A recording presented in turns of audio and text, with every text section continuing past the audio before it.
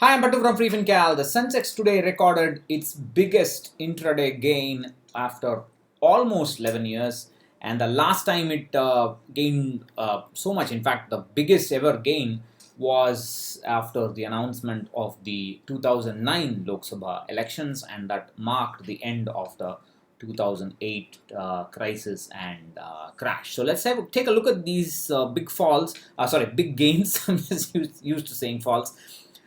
Take a look at these big gains, and also a quick reminder that such volatility is common.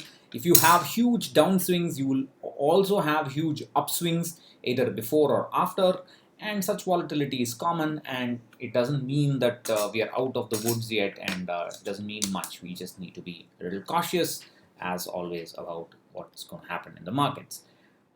So first, let's take a look at this. So this today the gain was 8.97% in a single day, the biggest since 18th May 2009.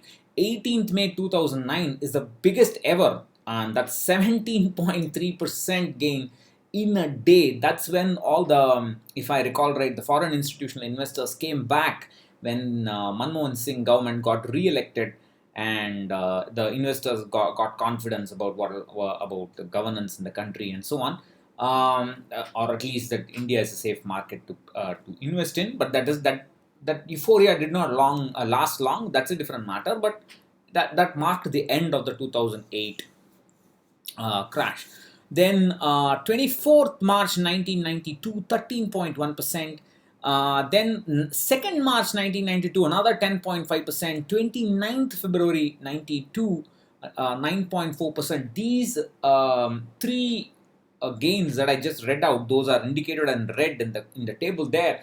Those were just days or weeks before the start of the Harshad Mehta scam, and even during the Harshad Mehta scam, after the market had fallen down significantly, there was a 11.2% gain in the middle of that crash.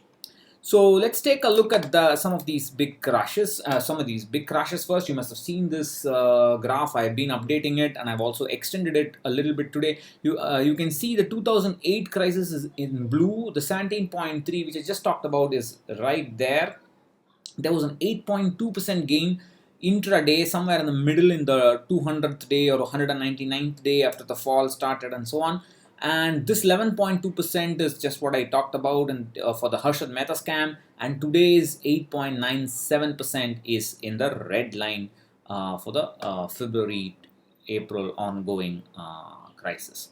And if you look at all these data, the daily positive returns intraday greater than 8%. You can see all the data marked here. So this is today, the last one. I just talked about the 17%, then there was an 8%, 8.2% just before that.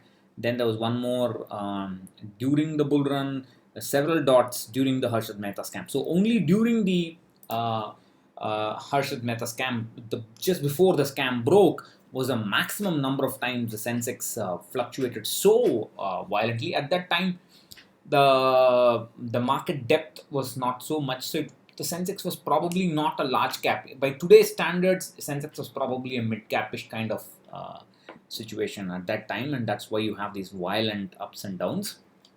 And also, just a quick reminder that I had talked about something called volatility bunching, and how timing the market does not mean getting more returns. In that, I had talked about positive returns and negative returns. What you see here is negative returns which are 3%, minus 3% or less, positive returns which are plus 3% or more, and you can see every big positive return is accompanied by a big negative return and vice versa. So you cannot really say anything about whether this is the start of the recovery and so on. So don't get any ideas about it, because the bad news has just started trickling in. The jobs we are hearing about the layoffs, job loss, etc. Unemployment numbers are coming in. All sort of bad news is coming. Like I talked about yesterday, we're going to have about 1 or 2 years of bad news even after the containment or reasonable containment of the COVID crisis. We still have that. Also, I have been posting numbers of the COVID cases every day in my Twitter account, which is freefincal. or in my Facebook page, which is my on my wall, which is Pattabhiraman Murari, the Facebook account. If you are interested in that analysis, you can follow that. I would like to make a video on this, but let me see how things pan out and so on. So I'm tracking the COVID numbers. I was actually very distressed about this increase in COVID cases, but then decided to analyze it, and then I felt a lot better about what's happening and where we are and so on. So if you're interested, you can follow that. So that's what I wanted to say about all this. I started making Tamil videos again after a long time yesterday. I posted one. I will try to post one more very soon. I would like to post one Tamil video, one English video every day. I will try to post the Tamil videos in the morning and the English videos in the evening, so that people who are non-Tamil speaking, they don't get irritated. There have been many calls to have a separate channel and so on. I don't want to do that. I just don't have the time or the uh, inclination to manage a second channel. I just don't want to do it. I want to keep it all in one place. So thank you. Bye bye.